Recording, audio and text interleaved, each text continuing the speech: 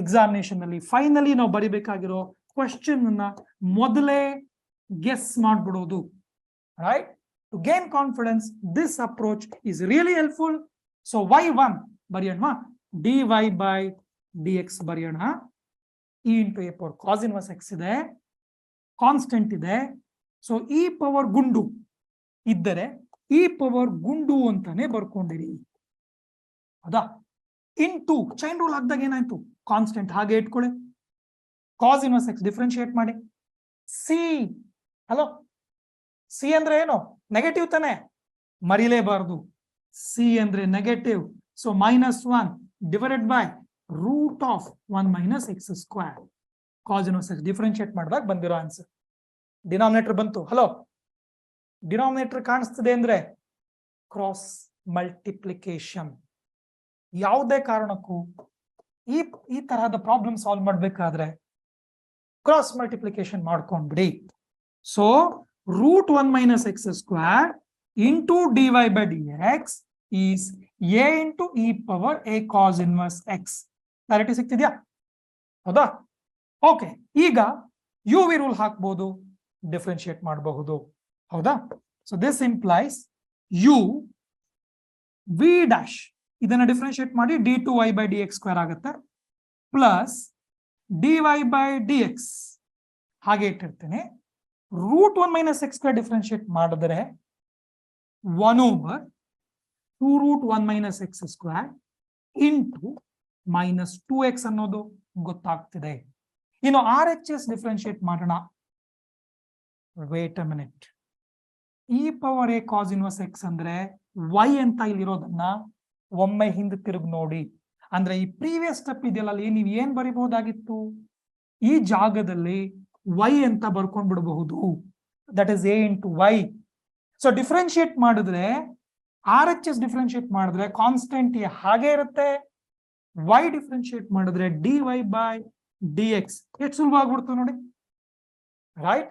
So next step ಏನಿದ್ರು dy by dx ಅಂತಿರೋ term ಅನ್ನ ಸಬ್ಸ್ಟಿಟ್ಯೂಟ್ ಮಾಡೋದಷ್ಟೇ. ಅದಕ್ಕೆ ಹೇಳೋದು ಆವಾಗ ಹಿಂದಿನ ಸ್ಟೆಪ್ಸ್ ಅನ್ನ ಗಮನಿಸಿ. ಡಿಫರೆನ್ಷಿಯಲ್ ಈಕ್ವೇಶನ್ಸ್ ಮತ್ತೆ ಈಗ ನಾವು ನೋಡ್ತಿರೋ ಇಲ್ಲಿ ನಾವು we are arriving at some differential equation, isn't it?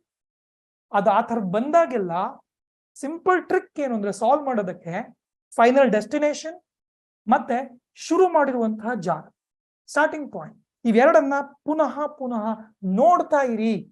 ನಿಮಗೆ ಒಂದಷ್ಟು ಐಡಿಯಾಸ್ ಬರುತ್ತೆ. ಕರೆಕ್ಟ್?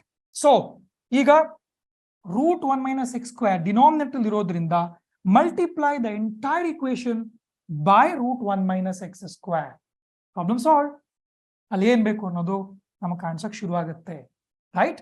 ಆದ್ರೆ RHS dy by dx ಜಾಗದಲ್ಲಿ ಇಲ್ಲಿ ಇರುವಂತಹ ಟರ್ಮ್ ಇದೆಯಲ್ಲ, ಇದನ್ನ ಸಬ್ಸ್ಟಿಟ್ಯೂಟ್ ಮಾಡ್ಬೇಕಾಗಿ ಬಂತು. ಅದನ್ನು ಗಮನಿಸಿ. ಇಲ್ಲಿ e power a cos inverse x ಅಂದ್ರೆ y. ಹೌದಾ? ಈ ಜಾಗದಲ್ಲಿ y ಅಂತ ಬರಿಬಹುದು. ಇಲ್ಲಿ -1/ರೂಟ್ 1 - x ಸ್ಕ್ವೇರ್ ಇದೆ. ಇದನ್ನ ಸಬ್ಸ್ಟಿಟ್ಯೂಟ್ ಮಾಡ್ಬಿಡೋಣ. ಏನ್ ಬಂತು ನೋಡೋಣ. So the next step is root 1 - x square d2y by dx square. ಬರೆಯೋಣ. Root 1 - x square second derivative. Right? So ಇಲ್ಲಿ ಹೀಗಿದೆ, ಮೈನಸ್ ಟರ್ಮ್ ಇತ್ತು, 2 ಕ್ಯಾನ್ಸಲ್ ಆಗಿದೆ. So -x into dy by dx, -x into dy by dx, right? 1/ರೂಟ್ 1 - x square. And RHS ನಾವಿಲ್ಲಿ ಗಮನಿಸ್ತಾ ಇದ್ವಿ a into dy by dx. So a ಹಾಗೆ ಇರಲಿ, dy by dx ಜಾಗದಲ್ಲಿ ಹಿಂದಿನ ಸ್ಟೆಪ್ ನಲ್ಲಿ ನೀವು ಏನ್ ತಿಳ್ಕೊಂಡಿದ್ರಿ ಅದನ್ನ ಆಸ್ ಇಟ್ ಈಸ್ ಎತ್ಕೊಳ್ಳಿ, ತಗೊಂಡು ಆ ಜಾಗದಲ್ಲಿ ಸಬ್ಸ್ಟಿಟ್ಯೂಟ್ ಮಾಡ್ಬಿಡಿ. Correct? e power a cos inverse x ಅಂತಿರೋದನ್ನ ಪುನಃ y ಅಂತ ಬರಿಬಹುದು. So this is -ay divided by root 1 - x square. ಹೌದಾ? ಗಮನಿಸಿ, ಇಲ್ಲಿ -ay, ಹೌದಾ? ಇದು y divided by root 1 - x square. So -ay divided by root 1 - x square ಅನ್ನೋದನ್ನ ಬರಿತಾ ಇದ್ದೀನಿ. ಈಗ ನೀವು multiply the entire equation by root 1 minus x square ಅಂತ ಹೇಳ್ತೀರಾ. ಹಾಗೆ ಮಾಡೋದ್ರಿಂದ ನಿಮಗೆ final answer ಕಾಣಿಸ್ಕೊಳ್ಳುತ್ತೆ, which is 1 minus x square d2y by dx square minus x into dy by dx that is equal to, right? ಇಲ್ಲಿ minus A ಇದೆ, y ಇದೆ, ಇದನ್ನ shift ಮಾಡಿರುತ್ತೀರಾ, ಆಗ ನಿಮಗೆ ಅದು ಪುನಃ ಇನ್ನೊಂದು y ಅಲ್ಲಿ ಸೇರ್ಕೊಂಡಿರುತ್ತೆ. ಸೊ ಈ y ಸ್ಕ್ವೇರ್ ಆಗಿ ಫೈನಲ್ ಆನ್ಸರ್ ನಿಮಗೆ ಪ್ಲಸ್ ಎ ವೈ ಸ್ಕ್ವೇರ್ ಅಂತ ಪ್ರೀವಿಯಸ್ ಸ್ಟೆಪ್ ಅಲ್ಲಿ ಗಮನಿಸಬಹುದು. ಇನ್ನೊಂದು ಎ ಬಂದಿರುತ್ತೆ, ಮೈನಸ್ ಎ ಸ್ಕ್ವೇರ್ ವೈ ಅಂತ ಆಗೋದನ್ನ ನೀವಿಲ್ಲಿ ಗಮನಿಸಬಹುದು. ಸೊ ಮೈನಸ್ ಎ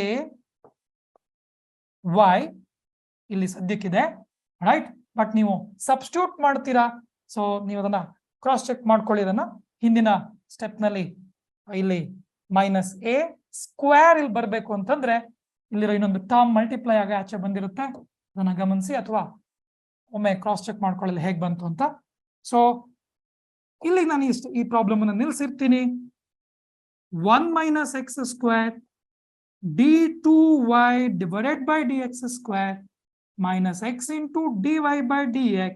ಇದನ್ನ ಒಮ್ಮೆ ಆ ಫೈನಲ್ ಸ್ಟೆಪ್ ಅನ್ನ ನೀವು ಒಂದು ಸ್ವಲ್ಪ ಆ ಕಡೆ ಈ ಕಡೆ ಚೆಕ್ ಮಾಡಿ ನೋಡಿ, ಅಲ್ಲಿ ಎ ಸ್ಕ್ವೇರ್ ಬರೋ ತರ ಇಲ್ಲ. ಸೊ ಆದ್ರಿಂದ ಇಲ್ಲಿ ನಾನು ಅದರ ಪ್ರಾಬ್ಲಮ್ ಅನ್ನು ನಿಲ್ಲಿಸ್ತಾ ಇದ್ದೀನಿ. This is the proof, right? So this is the final answer. ಹೀಗೆ 5 ಸ್ಟೆಪ್ ಬರೋ ರೀತಿಯಲ್ಲಿ ನಾವು ಪ್ರಾಬ್ಲಮ್ ಅನ್ನ ಮುಗಿಸ್ತಾ ಇದ್ದೀವಿ. 1 2 3 4 5 ಇದನ್ನ ಗಮನಿಸಿ, ರೈಟ್? ಇಲ್ಲಿ ಇನ್ನೊಂದು y ಇತ್ತು, a ಇಂಟು y, ಅದನ್ನ dy by dx ಜಾಗದಲ್ಲಿ ಸಬ್ಸ್ಟಿಟ್ಯೂಟ್ ಮಾಡಿದ್ವಿ, a ಇಂಟು y, ರೈಟ್? ಆಗ ಆಲ್ರೆಡಿ ಇರೋ ಎ ಜೊತೆ ಆ ಇನ್ನೊಂದು ಎ ಮಲ್ಟಿಪ್ಲೈ ಆಗಿತ್ತು, ಸೊ ಅದಕ್ಕೋಸ್ಕರ ಇಲ್ಲಿ ಇನ್ನೊಂದು ಎ ಇದೆ, ಸೊ ಇನ್ನೊಂದು ಎ ಸ್ಕ್ವೇರ್. ಸೊ ಬಂದಿರೋದು ಸರಿನೇ ಇದೆ ಅಲ್ವಾ? ಸೊ ಎ ಸ್ಕ್ವೇರ್ ವೈ ಅಲ್ಲಿ ಬರ್ತಾ ಇದೆ, that is the final answer. So ಅಂದ್ರೆ ನಾವೇನ್ ತಿಳ್ಕೊಂಡ್ವಿ, ಸಾಲ್ವ್ ಮಾಡ್ಬೇಕಾದ್ರೆ ಮಧ್ಯೆ ಎಲ್ಲಾದ್ರೂ ಒಂದು ಟರ್ಮ್ ಮಿಸ್ ಆದ್ರೂ ಕೂಡ ಡೆಸ್ಟಿನೇಷನ್ ನಮಗೆ ಆಲ್ರೆಡಿ ಗೊತ್ತಿರೋದ್ರಿಂದ, ರೈಟ್, ಅಲ್ಲಿ ಏನಿದೆ ಅದನ್ನ ಆಸ್ ಇಟ್ ಈಸ್ ನಾವು ಬರಿತೀವಿ. ಒಂದ್ ವೇಳೆ ಆ ಟರ್ಮ್ ಮಿಸ್ ಆದ್ರೂ ಕೂಡ ನಾವು ಅಲ್ಲಿ ಅದನ್ನ ಸೇರಿಸ್ಬಿಟ್ರೆ ಆಗೋಯ್ತು.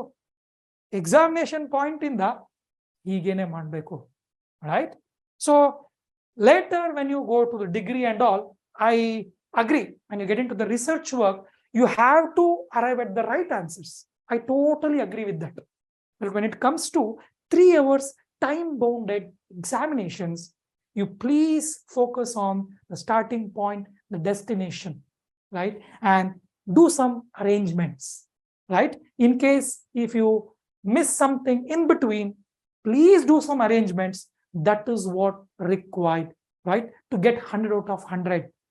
100 out of 100 ತಗೊಳ್ಳೋದು ಓವರ್ ಸಿನ್ಸಿಯರ್ ವರ್ಕ್ ಇಂದ ಖಂಡಿತ ಸಾಧ್ಯ ಇಲ್ಲ. That is not required at this minute. ನೀವಿಲ್ಲಿ ಮಾಡ್ಬೇಕಾಗಿರೋದು ಸ್ಮಾರ್ಟ್ ವರ್ಕ್ ಮಾತ್ರ.